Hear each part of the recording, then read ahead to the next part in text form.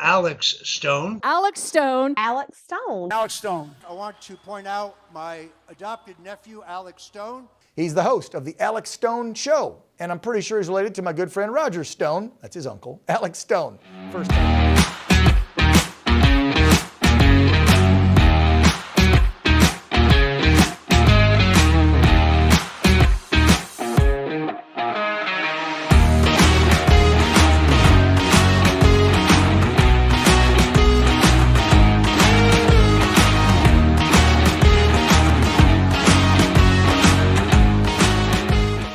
Hey everyone, welcome back to the Alex Stone Show. I'm your host, Alex Stone.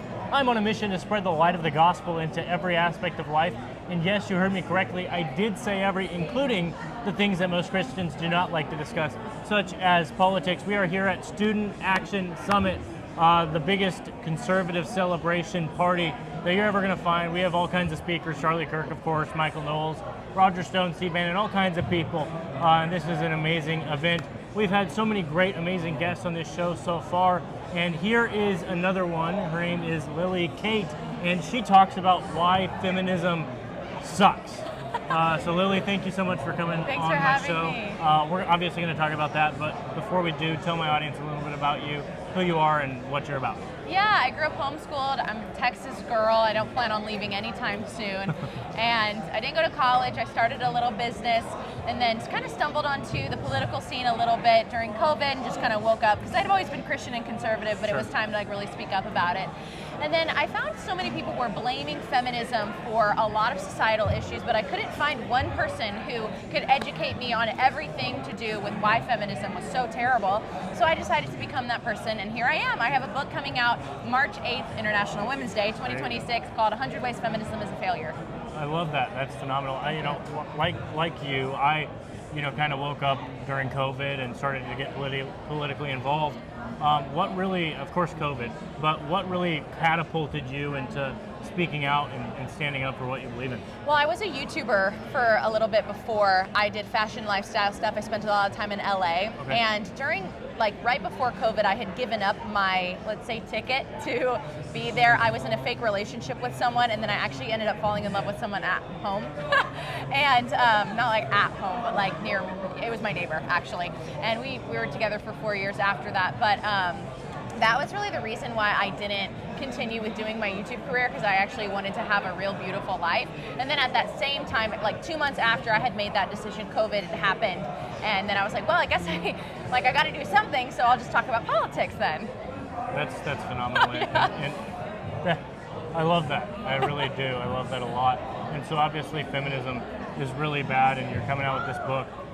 Tell us a little bit more about your book that you're releasing. Oh my gosh, the book. It's going to be so good. It's going to split into 5 parts, and the first part's going to be talking about the history of feminism. The second part is kind of like unveiling the contradictions of feminism. The third part is about a lot of the modern day lies that feminism has to rely on to keep itself alive. The fourth part is going to be really focused on why those lies are hurtful to men, women, and children. And then the final section of it is talking about actually feminism is extremely satanic. It has very satanic occultist roots. Yeah. And a lot of anti-feminist books start with the theology, right? They start in the garden, they start with Eve's curse, and I want to kind of reverse that. I want to work backwards, and so we actually end back in the garden and make the claim that Satan was the original feminist, which he is, and really I want to reverse engineer the book and lead the viewer to a place where they can finally make the conclusion for themselves that oh yeah, this is a really harmful movement. It's very, very interesting. I've never heard anyone talk about how Satan is the first feminist, but it makes so much sense because, all of what we see in feminism today is exactly what the devil wanted, the serpent wanted at the beginning in the Garden of Eden. Yes, it's very, very true, because also Eve's curse is the institutionalization of feminism is the institutionalization of Eve's curse. So when you're looking at Eve's curse, and it says in Genesis chapter 3, it talks about you will desire to control, or your desire will be for your husband. What that means is that there's going to be this tension between man and woman, yet he is going to dominate. And so the curse is that antipathy, that anti-man spirit that women can a lot of times come in with, that anti-hierarchical spirit that just hates the fact that men are set on this world to rule and reign and be leaders over women. which I think is a perfectly good thing, but feminists hate that and they are angry against it. And so, you know, a lot of times too, like you'll read the old English and French Romantic poets, and with their writings, they idolize Satan and say Satan and Lucifer is like this, specifically with like Percy Shelley, Mary Wollstonecraft, Mary Shelley, and a lot of those kinds of poets who are all kind of together in this weird orgy love fest for a long time. A whole lot of bad stuff came out of their lives. But they idolize Lucifer and they say Lucifer actually set woman free. Like Lucifer wanted to make a woman like God, therefore Lucifer is the savior that women actually need. Like it's like some pretty crazy stuff, and really that's the beginning of feminism. So don't be deceived by the pink and purple and beautiful marketing, the shout your abortion marketing. No, it's like all satanic. It really is. You know, I have a conspiracy theory, and you might agree with it, you might not, but I think, you know, first wave feminism that we saw in, you know, 1900s, you know, wanting the right to vote, you know, whatever, good in theory, but it's led to everything that we see today. Yeah. Which is really sad if you think about it. Well, I'm going to tell you something too, just about first wave feminism with all the suffragettes. They were responsible for an equal amount of damage to public property that the BLM rioters were. Yeah. They're extremely militant, arsonist, violent women who would chain themselves to post offices, set theaters on fire.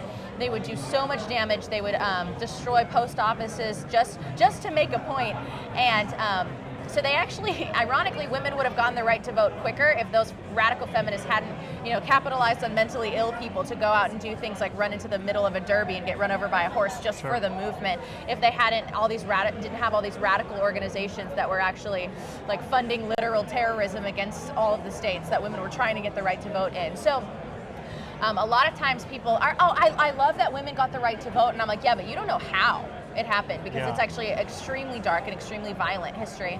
We don't learn that in school. No, we don't. And I mean, I went to a private Christian school where I learned real history, but I didn't even know that. So, so thank you for sharing. There's a book that y'all need to read called Suffragette Bombers by Simon Webb. It's so good. It blew my mind, and it gives you all the stats, all the facts that you need to know about the darkness of first wave feminism. Mm-hmm. Absolutely. And so obviously we're in an even darker kind of culture now with abortion and even the trans issue now. And I mean, wouldn't someone who's a feminist be anti-trans?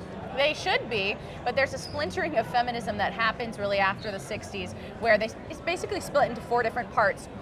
You have the trans feminists, you have the sexual feminists, you have supremacist feminists, and then you have just like super radical man-hating feminists, and they all kind of split into different kinds. And so there's a lot of contradiction in the feminist movement. I liken it to when your hair, you know, you're a woman, your hair grows out really long and your hair starts splintering at the end, meaning you need to cut it all off. It's kind of where feminism ended up in the 60s through the 90s, and now this is where we are today.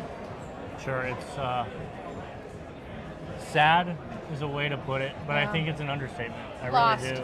Yeah. We're lost. Feminism is the most deadly ideology. It's deceitful. It's really deceitful and Feminism scary. has killed 1/3 of our generation. 1/3. Because of abortion. You can't get abortion without feminism. You can't have feminism without abortion. They come hand in hand. It's killed so many of our potential friends and our partners, and just like I just think feminism is so incredibly destructive. It really is. Lily, thank you so much for coming on my show. Where can people find you? You can find me on Instagram at itsLilyKate. Awesome. Thank you guys so much for listening.